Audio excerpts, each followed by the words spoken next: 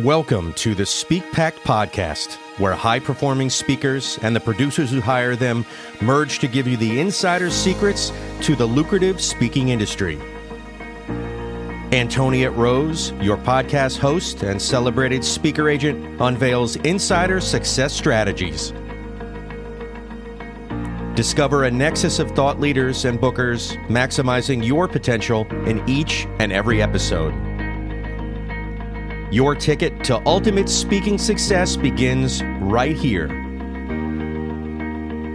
Catch the transformative insights waiting for you on the Speak Pact podcast, hosted by the industry powerhouse herself, Antoniette Rose. Welcome back to Speak Pact. I am super thrilled about the content we're going to bring you today. I have Darren Gibb in the house, and he is an expert when it comes to building relationships, building bridges between you and those people that will help you move the needle in your career. So we're going to dive into things like LinkedIn, some neat strategies there, and into utilizing AI in ways that can help you take your core signature talk and personalize it for a given audience without straying from your brand. We're going to talk about storytelling and all the things in between. So welcome to the stage, Darren. Thank you for being with us. Thank you so much for having me, my friend. Well, I'm super excited. I'm not even sure where to begin. You come with a lot of knowledge, a lot of background. Let's begin with LinkedIn. You caught my attention because of the content you put out there. You've got tens of thousands of followers. Tell me, I know that you were a big star, right, on Instagram, and you kind of switched over to LinkedIn. You were an English teacher. Were you an English? I was indeed, yeah. English teacher, and now you just help people generate big audiences. So tell me a little bit about that journey. Yeah, hello everyone, obviously, lovely to be here. So yeah, I'm an accidental entrepreneur, to be honest with you, Antoniette. A completely accidental entrepreneur. I never set out to be one. I've always loved language. Language has always been my thing. And truth be told, at school, I wasn't very good at anything else apart from my own native language, which is shameful as I live here in Spain at the moment. It was a passion for English language. I did English literature as my undergraduate and then did postgraduate education to become an English teacher. To be honest, it came out of a place of inequality. I found school difficult. I felt it very much wasn't for me, and encountered some teachers that made it very clear. So I always decided that I wanted to be a teacher to ensure that nobody would kind of have to suffer what I felt I had suffered. So we fast forward, I was an English teacher for 10 years and I loved what I was doing. But again, it was a little bit of, I was working in a school where it was run by millionaires and the key thing was profit. And it was really, in my opinion, it was to fund their yacht in the Mediterranean every year rather than to actually truly enrich and enhance the lives of youngsters. So I stayed there longer than I perhaps would have wanted to, but did out of a feeling of, again, unfairness towards these kids who hadn't been given the education they quite deserved. So I stayed there, helped them to get the exams that I felt, especially in English, they needed to get so they could progress and move forward. But I then left feeling just I couldn't continue. And I went to the world of ESL, English as a Second Language teaching. Not so good. I'm not going to lie to you. I just didn't enjoy it. Give me a classroom full of hormonal, moody teenagers and teach Shakespeare. I'm in my element. Give me a room of grumpy, mostly middle-aged men who just want to talk about the football at the weekend. It's just not quite as creatively or intellectually as stimulating. So it's really then, though, I decided to set up and learn about Instagram, set up my Instagram page. How can I use it? How can I build it? How can I grow it? I didn't make a single cent. Not one, but I learned a hell of a lot about audience building, content creation, how to kind of go viral. Learning going viral is actually a really bad thing. And anybody who tells you going viral is the aim, it's a red flag for me. It shouldn't be. We need to be very measured and strategic in how we create content. And it was the pandemic that came along. And obviously my face-to-face English classes were lost. So it was really then 4.5 years ago, I decided I need to learn how to make money. So I sold my services as an English as a second language teacher, on LinkedIn to people paying up to $100, $120 per hour. Now, having gone from being offered $12 an hour to $120 an hour during the pandemic, it felt like the right thing Kind to of do. nice. Not bad at all. But then from there, it was just, again, what I'm going to say to everyone: follow what your audience are telling you. I was getting more native speakers getting in touch with me, asking about LinkedIn. I'd invested in myself after 6 months. I knew I had to. And that was how I kind of came to this place. And I started helping essentially coaches, small business owners, a couple of CEOs, helping them to actually grow their LinkedIn presence, create better content, and content that converts followers into clients.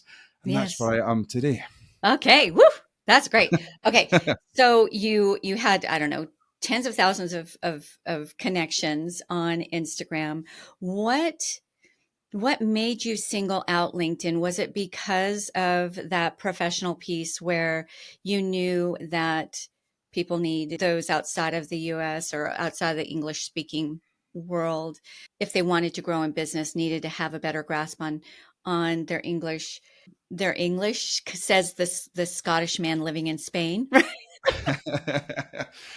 One of two things, to be honest with you. Number one, Instagram is full of people who expect things for free.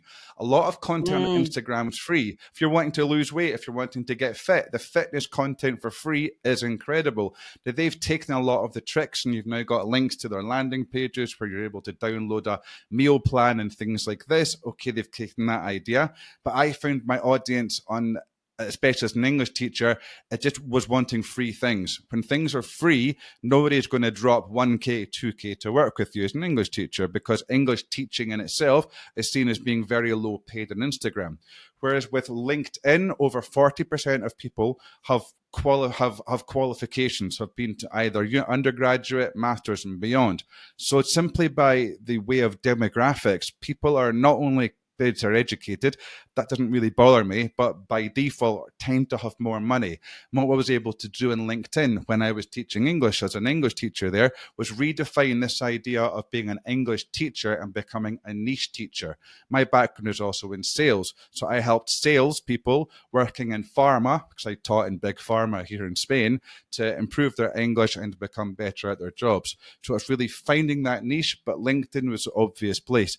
And it wasn't as saturated. I've seen the platform grow by about 350 million people since I started out really 5 years ago. So there wasn't that saturation. But even to this day, LinkedIn, even though with the algorithm changes and the reach is so poor, it really is still the best place to be starting. And I'd say any CEO, anybody who's wanting to start up their own company, anybody who's been a thought leader and is ready to move and start to grow a brand, LinkedIn is the place to be.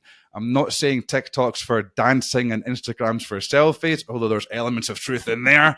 But LinkedIn is the place where it is. And again, we simply look at the metrics and for wealth. And, you know, I've year on year always doubled what I've generated, on course for a record year this year. And it's through consistency, being there, and just you figure out what works. And that's the beauty of social media. And kind of not giving up, a little bit like anybody in business. They don't give up. Those who give up first are the first to drop out.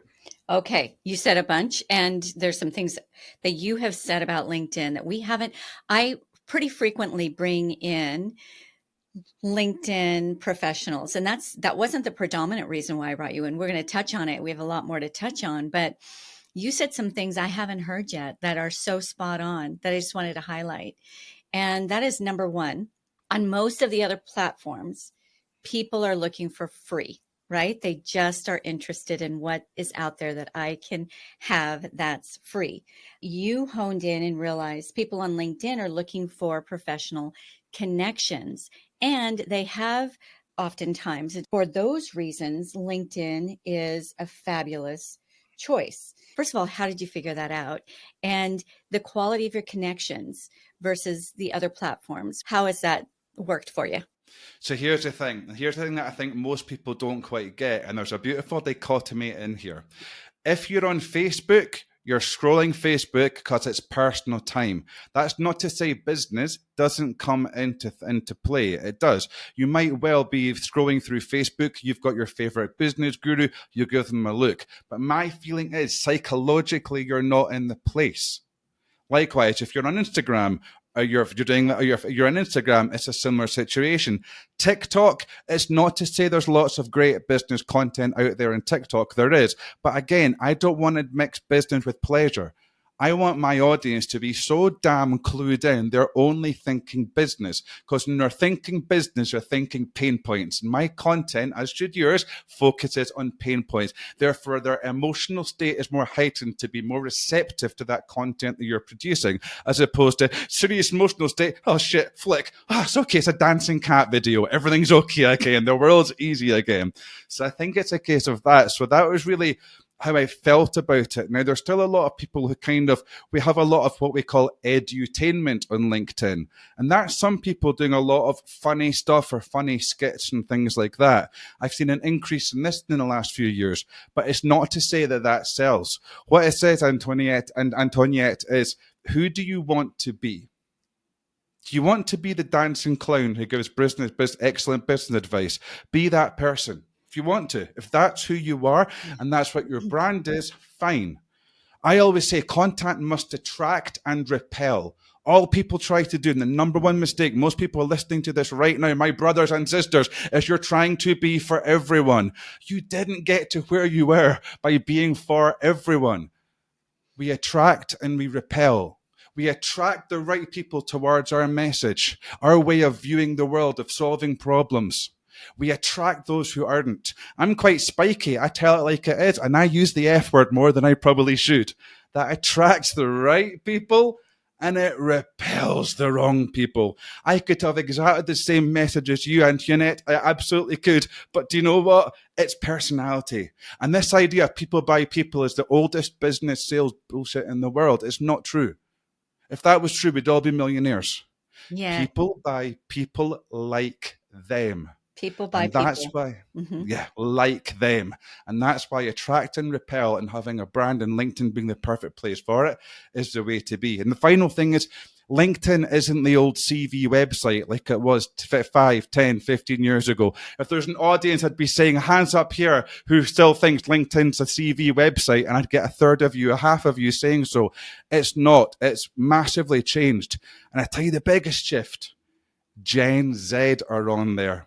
Whatever you think about Gen Z, they are leading this right now because they've got the creativity, they've got the ideas. And so older millennials like myself, we are looking at Gen Z and saying, what can be learned here? This idea you need 20 years in marketing with a degree and a bachelor's and an MBA doesn't hold true anymore. It's consistency, having a range of content, having your content pillars. What are the things you want to be known for speaking about? 3 to 5 of them, and dialing in them every time. And that is the genesis of content creation. And just post, post, post. Things that bomb. Nobody cares. No one remembers the next day. People have got such a short attention span nowadays. They've forgotten if you wrote a post that wasn't very good. They've forgotten within a few more posts of the scroll, let alone the next day. And also, final thing, the average scroll time on LinkedIn is between 12 and 15 posts. People are only scrolling 12 to 15 posts before they're putting their mobile away. The average scroll time is about 2 minutes. So we're not in this stage where people are going to be spending time studying our content. We must make it unique. We must make it stand out. We must have that hook, that story, and that offer. And we have that. We're in golden territory. Okay. First of all, you're a lot of fun. Very enthusiastic. You need to be so on sorry. pages. You need to be. We need to have that conversation, Darren. So many things that you touched on. I would like to echo and put an exclamation point on, because we are singing the same song on much of what you said. Number one, I'm a huge fan of Seth Godin, and if you've read his Purple Cow book, right? We are so afraid to offend or push away. And that should actually be our goal, right? Because we really want to attract our right fit people, our perfect fit people. And you can only do that by alienating your non-perfect fits, right? When you speak their language and they attract themselves to you, they also become your best ambassadors and will spread the word for you like none other, because you fit what they're looking for specifically.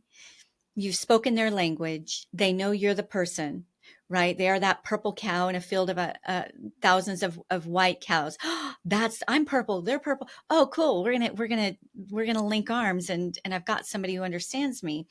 So don't be afraid to alienate, not for the sake of alienating, but really for the sake of honing in, knowing who you're speaking with, and speaking their language, speaking the language that communicates that you understand where they're at now and where they want to get to. I love that you brought that piece up. I think in LinkedIn, we have a lot of opportunity to do that. Number one, LinkedIn keeps the space pretty clean. I think cleaner than others. You follow LinkedIn's rules, read the fine print, because they will shut you down very, very quickly if you don't, right? Which I love. And also, I'm always like a little bit nervous. We got shut down, and it was because years and years ago, I had totally forgotten I had done a LinkedIn profile like a lot of us do, and it just kind of sat there and was dormant. I forgot about it. And then a few years ago, I'm like, I'm going to revisit this LinkedIn thing, right? And wrote and created a real profile. And I've been really active in that. Well, they connected the two. I don't even know how. Two different, like an email address I don't even use anymore was the old one. Yeah, like I don't know how they did. They have very powerful algorithms. They shut us down until we remedied that and then let us back in. There's a class action lawsuit out there right now, or in the works anyway, from people who have built their following to tens of thousands of people, and really a big part of their business off the back of LinkedIn, and they've gotten shut down and they don't know why. So just be really, really careful to follow their rules. That's scary, but it's also fabulous because it's there for professional people to make professional connections and get some work done, right? And so keep it clean and keep it like that. You said so much goodness there. It's cleaner. They're professional people. They're not going to be scrolling for hours on end. You just have a very quick amount of time to speak to the people that you know you want to speak to, catch their attention and move on, right? And you have really kind of the backbone of that strategy. You've really dialed that in. Tell me a little bit about what your posts look like. Like, how do you do that? How do you attract the Darren Gibb people and keep them engaged? Because you have built your following pretty significantly on LinkedIn. Thank you. So the first thing is algorithmically, I believe you need to have a bit of an understanding of the algorithm. And I'm going to basically spill as much as I can with you today that I feel as being the things. The algorithm itself is big and scary and confusing, but we just need to know a few basic things. So one way the algorithm works is that if you mostly consume video content, you're going to receive mostly video content into your newsfeed. If it's mostly text only, you're going to receive mostly text only. So we need to bear this in mind. So therefore, what we need to do is we need to have a content strategy which is truly multimedia, multimodal. So I would say having a text only post once a week, a text plus image post once a week. Doesn't need to be a selfie. A video post once a week. A carousel, which is when you upload a PDF and you click through it a number of times. They get good reach. Not as good as they have previously, but they still do pretty well. I would also have, obviously, video. I'm not sure if I've mentioned video being really important. What you want to do is you're wanting to maximize the amount of times that you're able to show up in people's feeds. So just if you don't like video, that's fine. You'll see tomorrow's text post more likely, and so on. So it's creating content that is truly multimedia, multimodal. At the moment, video is getting massive push because of the fact they've now in LinkedIn on mobile, there's now like a video version that's very like TikTok. So you're just swiping through the videos, getting that dopamine buzz.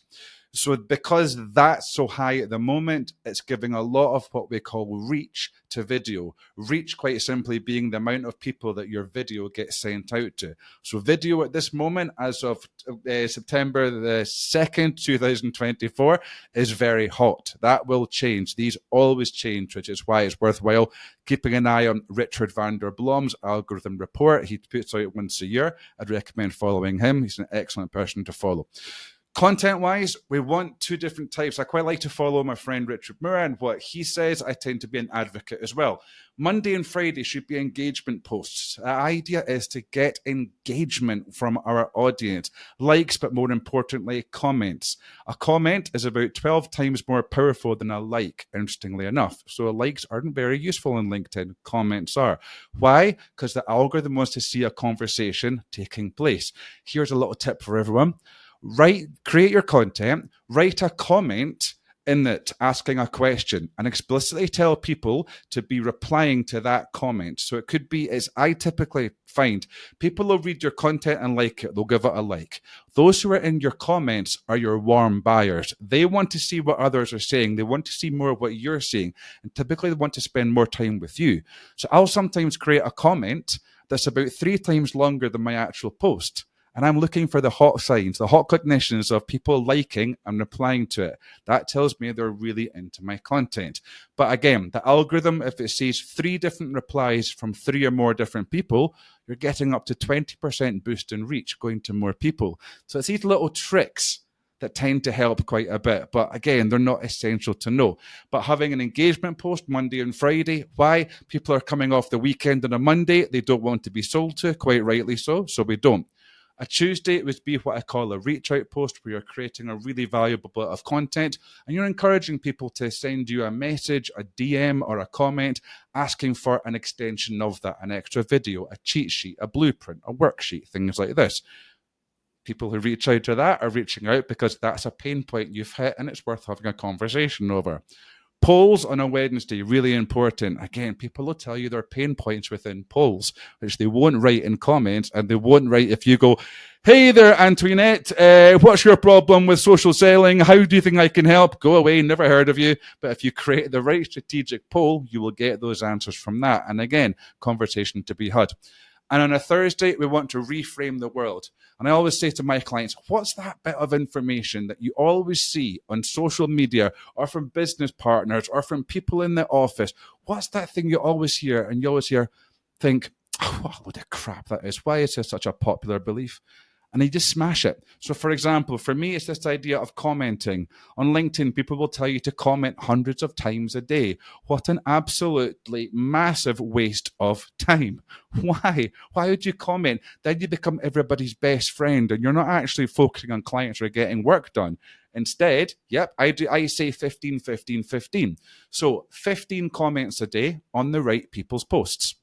15 new connection requests a day with the right people. 15 DMs a day with the right people. That's 75 a week, 300 a month. You telling me out of 300 conversations a month, you couldn't get 10 calls and you couldn't close 2 or 3 new clients for speaking engagements? Of course you could. But again, the rhetoric is comment, comment, comment. I'd rather put that energy elsewhere. So what's that nonsense you hear repeated all the time in your niche, in your speciality, which makes you roll your eyes? Write them down. It's the most cathartic experience. Get that written down. Get it written down and think, boom, what is it? And that is content right there for you. So yes, that kind of content, and Friday being another engagement post, because we're looking to get Tuesday and Wednesday, we're wanting people to be getting onto calls with us. Therefore, we don't book on a Friday, because when you have Friday booked for the Monday or the Tuesday, people are going to usually cancel because they've got the weekend to think about it. Their mind's not on work. Other things pop up for the week ahead. So that's why Friday, Monday, nice relaxed days. I've done it again, my friend. I've got too excited. I apologize.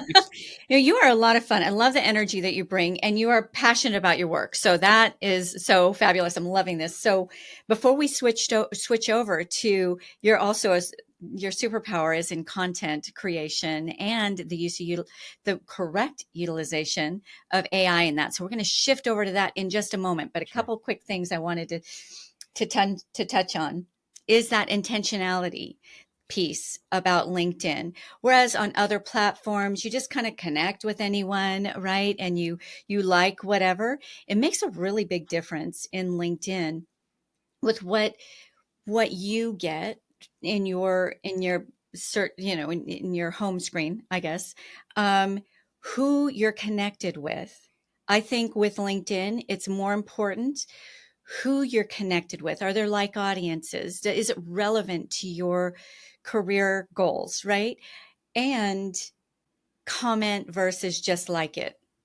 When you're commenting in other people's, especially other people's relevant posts, you said 15 a day, you are getting seen by 15 other audiences that aren't your own. And that's really brilliant.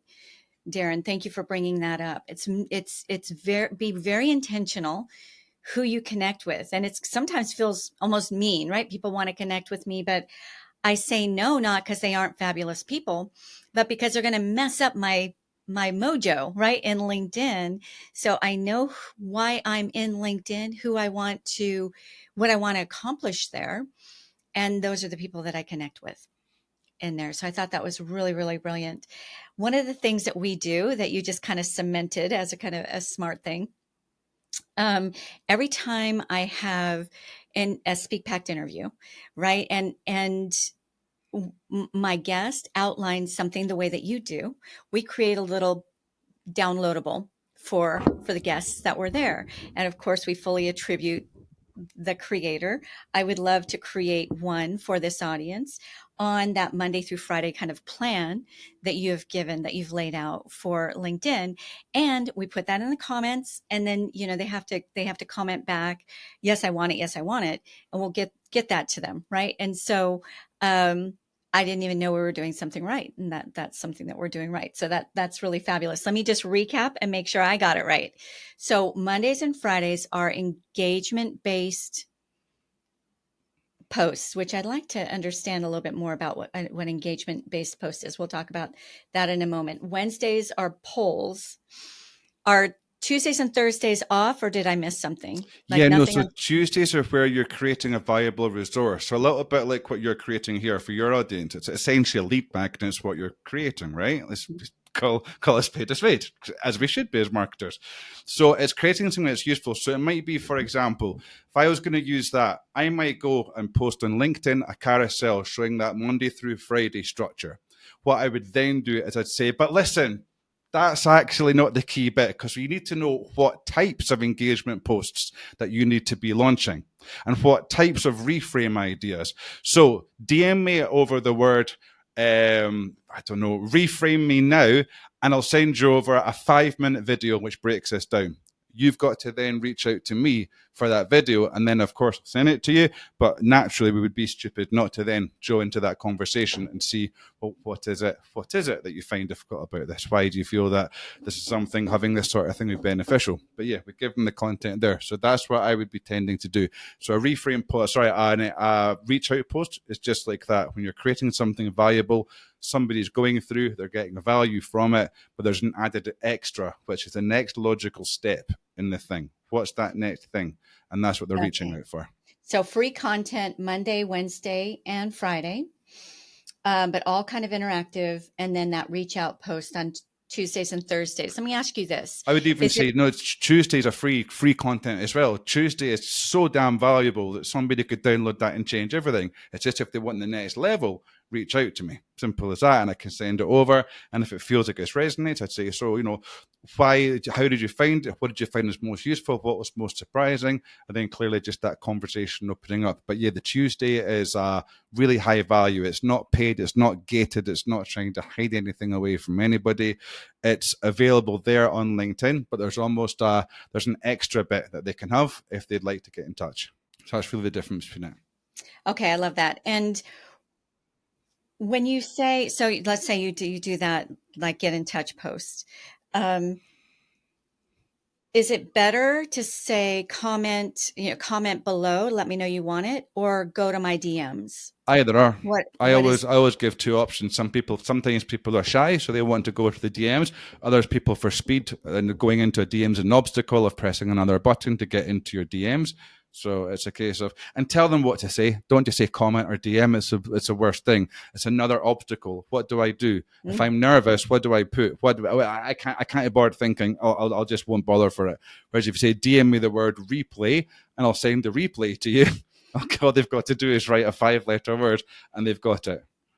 I like to feed two birds with one handful of bird food. I hate to say kill two birds with one stone. So the reason why I like to say comment right, let me know in the comments, is because it also gives you that boost in the algorithm. So it's kind of Exactly. getting two things done there. These are fabulous, fabulous tips. We didn't even set out to have a LinkedIn conversation, but as you and I were talking pre-interview, you really have a lot that you understand about this really powerful platform. So thank you for sharing your No, wisdom not at all. there. Thank you. So I want to shift a little bit over to really your big superpower, and that is obviously as an English teacher, you have no problem writing. You love all things content, right? And you've really been able to hone that for for um, high achieving business professionals, how they can take all some of that curated knowledge and create content pieces that matter to the people that they're connected with, while utilizing AI so they don't have to get into all of the semantics of actually writing, right? Tell us a little bit about that. Yeah. So it really came out of a place of a lot of my clients. I'm very fortunate to have incredible clients, but I love writing. I was an English teacher, for goodness sake. I'd hope I would enjoy writing. I would hope it was something I might be okay at should I go to teach future generations of, right? So it's always something that's come to me very easily. When I was young in school, I would sit and write stories and no problems, and they would be good. And it was always top set, top class for English. Everything else very low, but English always high. And so it was really thinking on this and knowing that a lot of my clients, it wasn't so much that they had bad business plans or bad businesses or were poor coaches or poor leaders. It was that they're just not great writers. Much like if you give me numbers with an X and a Y in it, I will physically cry in front of you. And if you talk to me about Pythagoras and his bloody theorem, I will tell you, I left school a long time ago and I never have used it. And I told my math teacher I wouldn't need to use it. Why wouldn't they listen to me? So I can understand maths and science I find very difficult. So I can understand what it's like. So it was out of this. It was a case of trying to make it a bit democratize content a little bit more. So I built an AI content generation bot, and simply it is trained on your target audience, the problems that they have, how you specifically solve them, because we're all unique, your background, their background typically, and your style of writing. So it copies how you write. It learns to synthesize your writing style. So its outputs doesn't feel like ChatGPT written, which I think we all know is very ChatGPT and words like skyrocket and all this sort of thing. It doesn't. It feels like you. A lot of my clients tell me that their viewers, their followers haven't noticed any sort of difference apart from the fact they're creating content a hell of a lot faster than they were previously. So on top of that, as you can see, I love content. I love LinkedIn. I love email marketing as well, but this is a conversation for another time, perhaps. But I really thought, so if I can train it on these things and teach it how to write a good LinkedIn post and tie it into an engagement post, reframe post, reach out post, how to do for polls, these sorts of different types of post, storytelling posts, which ChatGPT traditionally does incredibly poorly. If I can teach it to create this sort of post and then just structure it. So number one, for example, what's the topic going to be? Commenting on LinkedIn. How does everybody tend to view this topic? Everybody says we need to comment to get great engagement and to make ourselves superstars. How do you view this differently? I believe it's actually the opposite. Commenting strategically 15 times a day is absolutely fine, but when we start commenting hundreds of times a day, we become everybody's best friend as opposed to our specific audience's expert. How does this help position yourself as a thought leader? Positions myself as thinking differently and showing that there's a better, clearer method, which is DMs instead. So I've really just answered 4 questions as an example, and it generates content for me right there. And that can be repurposed into many different types of posts, email sequences, newsletters, blog posts, whatever you really want. So yeah, I like to think of it as a democratization of writing and copywriting in particular. Okay, so much goodness there. Oh my goodness, Darren. Okay, so first of all, you said it without saying it, right? LinkedIn is about building relationships, building deeper connections, going deeper versus wider. It's not about the numbers. Hey, I've got 1 million followers on TikTok, right? Who flipping cares if that doesn't turn into anything, right? The deeper the connection, the deeper you get to work with certain people, the deeper you get to create these relationships that can be valuable in any number of ways, right? So being really intentional about that, care about that way more than you do the big numbers. Fabulous. And some of the ways that you do that is creating content that matters to those perfect fit connections. So so you utilize AI in that way. Tell me a little bit about how you utilize AI in creating what we call your story, what we now have adopted as story banks based on Cesar Castro's interview we did a while ago. Story banks, right? Creating those stories that connect with certain audiences as speakers. We want to pre-choose our stories that fit into our signature talk that relates to the audience that we're speaking to, right? Not the same old talk every single time. It's the same body of content, but now fashioned in a way that's going to reach the people that you're actually speaking to. So how can we utilize it in that way? And how can we also utilize this AI strategy that you've come up with to further customize our core signature talk? Don't want to stray too much from our brand. A confused mind doesn't buy, but we also don't want to become vanilla or we're this one talk for everyone. We do want to be relatable to the people that we know are going to be sitting in that audience. Okay, a couple of great questions. So I think with regards to AI, I need to be honest here and call it out here. You're not going to get it from ChatGPT. You need to invest time in this. I invested thousands of hours learning about AI. I took a diversion from my content and content strategy business to learn about AI because I could see how powerful it was and how powerful it's going to be in the future. So yeah, you need to learn how to prompt. If you don't know how to prompt engineer, you're getting nowhere. If you're typing, act as a storyteller, you are to create a story about me. My name is X, I do Y. You're getting, make the tone persuasive yet friendly. If you're doing that as you're prompting, it's garbage in, garbage out, as we say. Junk in, junk out. Yep. Right. Yep. And that's what we're going to get. So how could we? So you're asking me, this is the little AI problem solver in my head. What I would be doing is if you've got these problems already written out, 6 to 12 stories are great, right? I mean, that's absolutely fine. I would be saying we actually enter that into an AI bot, and then we'd have these prompts as just like I said, what's the topic going to be? What's the thing that everybody believes? How do you view this differently? And you're answering these questions. I would have the following questions answered. So who is the audience? What are their pain points? What similar thing have you experienced in the past? Then I would get the AI bot to how long do you want the speech to be? And I would just get the AI bot to jump into these previous stories of yours and yours only, and bring its genius into it and generate a new story, leaning into a mixture almost of your past stories that would help you to create this new story. That's one way, kind of off the top of my head, that I think you'd be able to do it. There'd have to be, again, this is where just putting a prompt in ChatGPT would be difficult. You'd have to safeguard it quite a bit, because otherwise it could start to hallucinate and make up information which isn't true. You would obviously know it's not true. There's a lot of headaches in there. And I think this is the one thing that I'd say about AI. When it's taking us longer to use AI than just using our brains in a computer, that's when we've got a problem. So we do need to learn that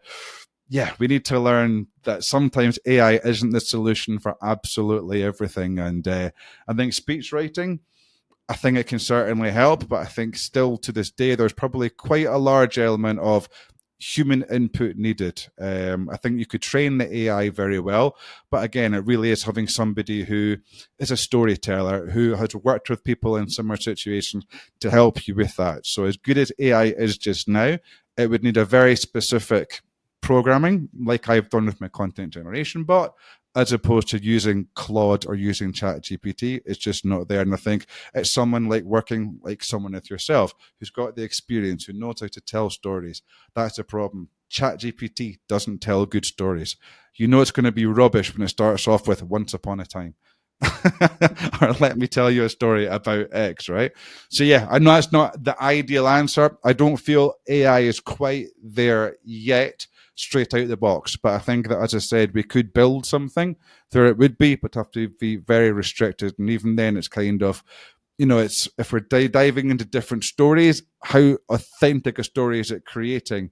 Or is it actually a lot quicker and easier to learn to tell stories ourselves through our own authentic being and lived experiences that we're able to talk about? So I'm not sure we're there quite yet. Okay, so Scottish man who is an English communications specialist has built an AI tool specifically to help high-level professionals create content that resonates with those who they actually want to build relationships with. Tell us a little bit about that, and how does the SpeakPact audience check it out and learn more about what you do? Yeah, so best way to check it out, because obviously we're not quite here to show everybody at the moment, would be if they're interested, they can connect with me on LinkedIn. My name is Darren Gibb, Darren Gibb. I've also got my website, darrengibb.com. You can get on that. But the best way would be to simply DM me the word content bot and obviously mention the show, and that means that I know you're coming from here.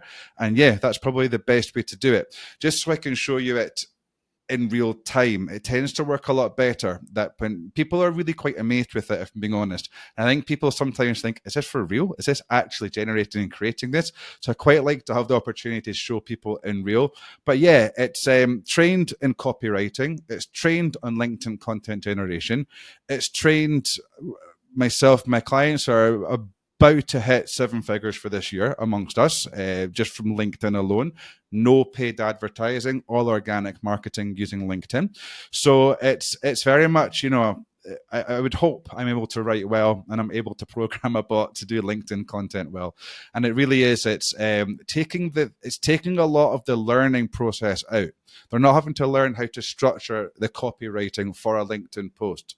It's just there, it's done, it's easy to use. And that's the key thing. It's got to be easy to use. And typically it's 4 or 5 questions you're answering, and it just generates the copy for you that way. Okay, so 2 things I want to ask you about that. I love that. Yeah. Go find Darren, right? DarrenGibb.com. Pretty easy. Or find Darren Gibb. There's probably more than one Darren Gibb on LinkedIn. Is there anything special about like how we LinkedIn.com/IN/Darren Gibb. Okay. If you search me, I believe I'm the top. Gibb. Okay, great. That's it. 2 things I'm seeing that are powerful specifically for speakers. Number 1, LinkedIn is very, very powerful if you're a corporate trainer. And there's also a lot of event planners on there, but especially for corporate training. Really, especially so important. And I think corporate trainers don't get this, because I spend a lot of time on the network and I don't see corporate trainers.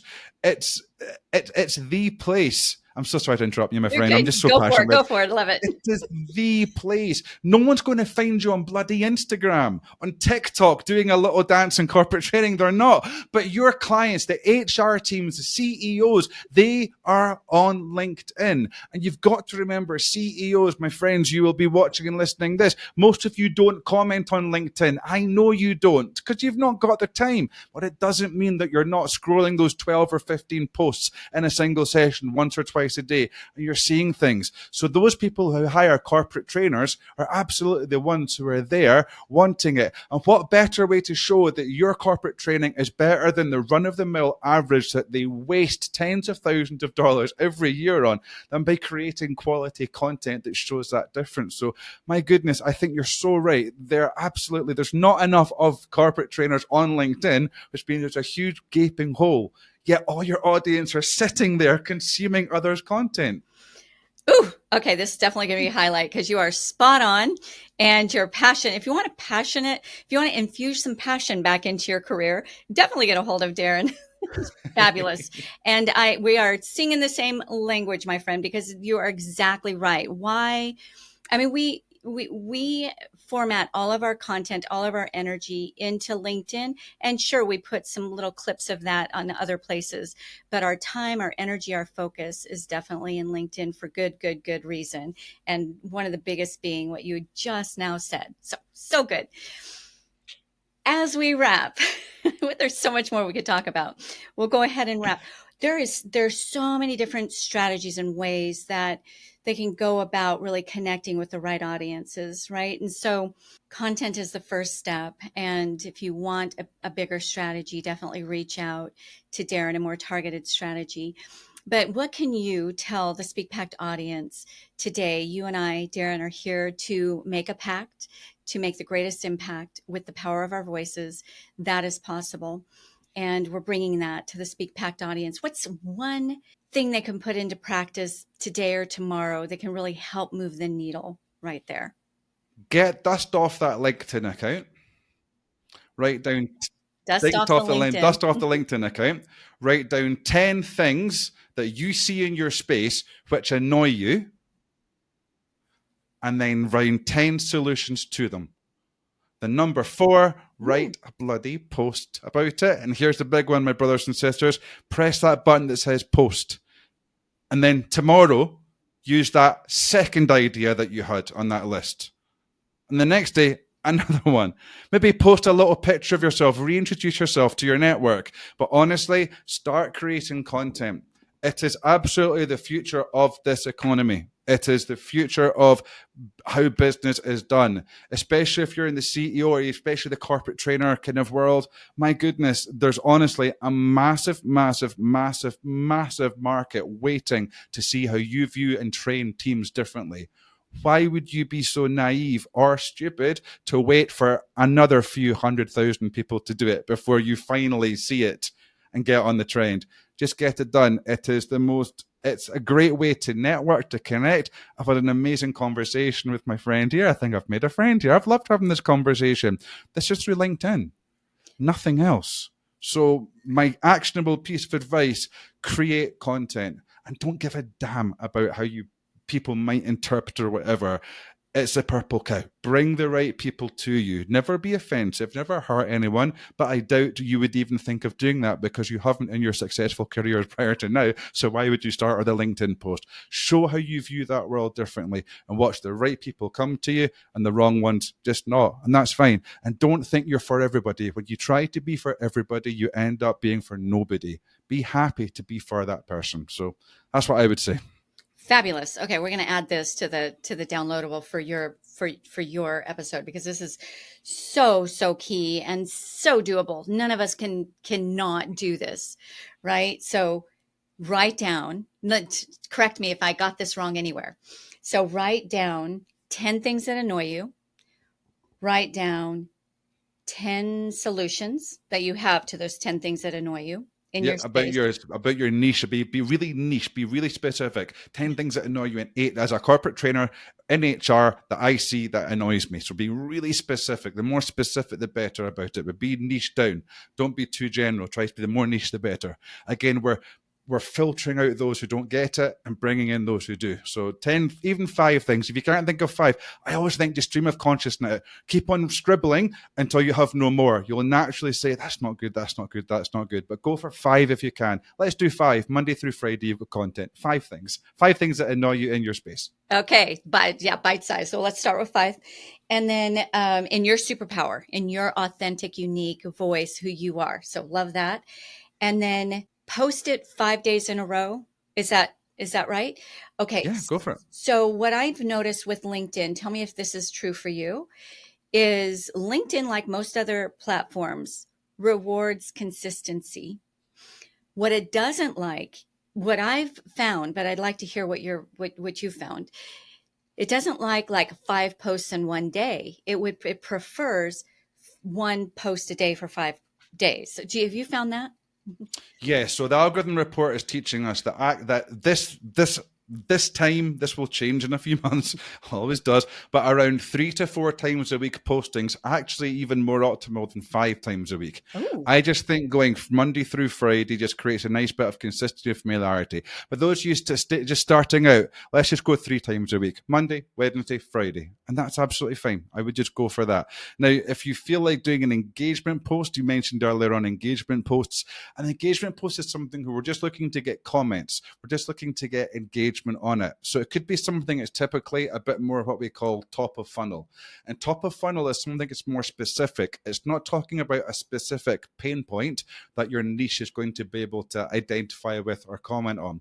So something that's quite generic. So for me, for example, the generic point might be I've spoken about comments, or the generic thing I might talk about for an engagement post might be I'm just back from holiday. Something along those lines, just coming back from holiday, or even a list, 7 things I learned on holiday about myself. Don't try to make it too obvious where it's shoehorned, 7 things about business I learned on holiday, but something that's nice and easy and engagement wise. That could be great for Monday, for Friday, and that middle post on the Wednesday could be one of those where you're taking a reframe and you're saying that thing that everybody says, but here's how I view it differently. So many different ways I'm already thinking that you could be doing it. But I would go Monday, Tuesday, Wednesday if you've not posted in a long time. That will be challenging, but it shouldn't be overwhelming. And it means you've got a couple of bits of content set up for the following week. And just have fun with it. Do a search. See who's in your space that would be worth connecting to. Other corporate trainers, I'm just going to use this as a default, connect with them. Stop looking for prospects to work with at this time, because your greatest supporters are in those who are in your niche. Because those corporate trainers, you could connect, and then you're going on to their comment, leaving a good comment. People are now seeing the way that you view things. They're more likely to then check out your profile, give you a follow, and now they're in your funnel, and they're in both. And it might just be that over some time, that individual prefers what you're saying compared to that bigger influencer they were following for the last 6 months. And that's the beauty of organic social media. So be intentional, be purposeful, be authentic, which is so overused, but so true. Stay hold to your values. I spent the first 8 months on social media blending in and being vanilla, and I almost gave up. And I had to change because I was boring the hell out myself when I was writing content. So I was trying to be for everyone. Only when I started going, actually, this is how I view that, suddenly things just started to happen really quickly. And don't give up. The way that LinkedIn is at the moment, final thing I'd say, Dan Roth, LinkedIn's editor-in-chief last June, he came out and said, when something goes viral on LinkedIn, we start sweating. The network is not meant to have viral content on it. It doesn't want viral content. You made a great point earlier on about rejecting connections. Good. Because when the algorithm sees you're connected with everyone in the possible world, how does it know who to send that content to? So connect to only people that are relevant in your business and what you do. And by personal trainers, connect with them. So yes, again, I've gone, there's too much here. I'm sorry. Darren, no, this is such an important episode. Let's share this far and wide. These if the Speak Pact audience would institute just these principles that you have shared today, it would make such a tremendous difference on their connections. Something I want to touch on really quick. You said, authenticity is overused. I fully agree with that. So what does authenticity mean? It means just be you, be scrappy. Don't be perfect vanilla, right? Scrappy is what people are looking for. It's the new perfect. People want to relate, and they can't relate to perfection, to that vanilla, everything to everyone. You be everything to one person, and you're going to really reach, then understand who that one person is, who you want to reach and speak with. And then write to that person. That's who your content's for. Have that picture of that one person. I love you. You're amazing. Have that image of that one person in your mind that you've just described there, and write for that person every day. If you want to use AI image generation and create what this person looks like, or just draw a stick person, that's absolutely fine. But write for that person. Give them a name if you want. Give them an age, a location, what they do, what they like. But write for that individual. And when you write for that individual, that's an amazing thing start happening. I've got a few friends who write for their single parents who write for their kids. That's not writing for the ideal client or ICP, but it's a different motivation. So write to someone who will just get it. I think it's easier to write for a client than a kid, for example, but write for that person who has that problem, who will get it, who that post will change the life of. And if you keep that person in mind over time, you just know exactly how to write for that one person. And that one person becomes 100, 1,000, 10,000, 20,000, 1 million. And this is how it goes. And just write for that one person. And as you evolve, that person might evolve with you, right? So for years, I had a picture of Dr. Peter right behind my camera. So when I'm speaking, when I'm creating content, whatever I'm doing it for him.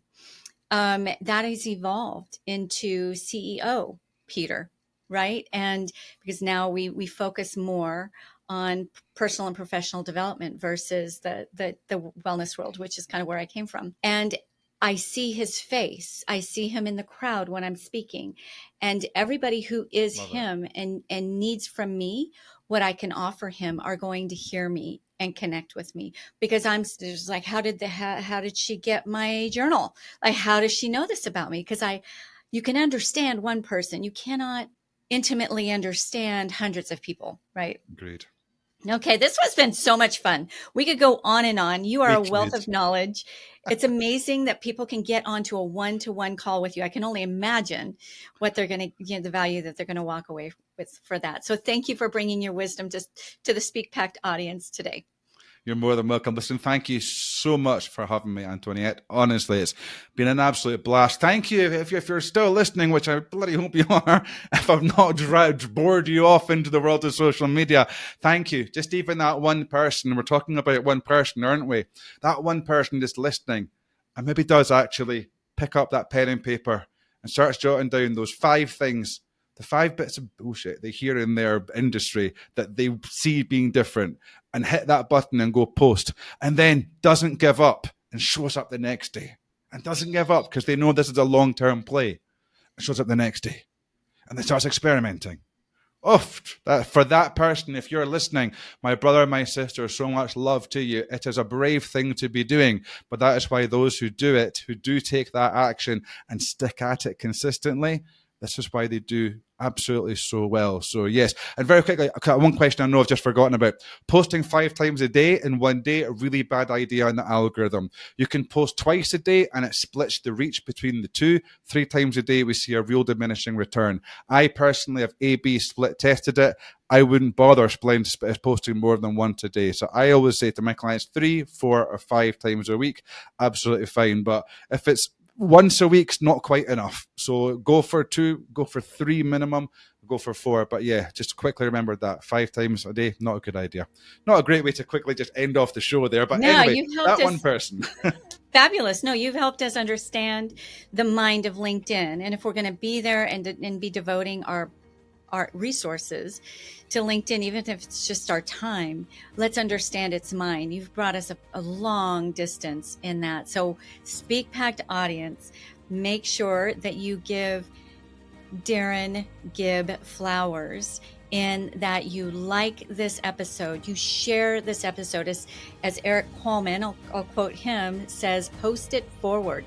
That's how you care about people. That's how you get them this information. Post it forward, do the comments, do the likes, all the things. That is your thank you to both Darren and me. So for now, we're going to thank you for being with me and Darren. Ciao, ciao. Thank you for listening to the Speak Pact podcast.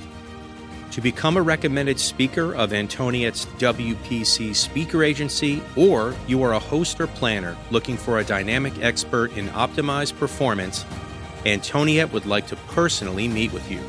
Secure a time with her at speakerbooker.com.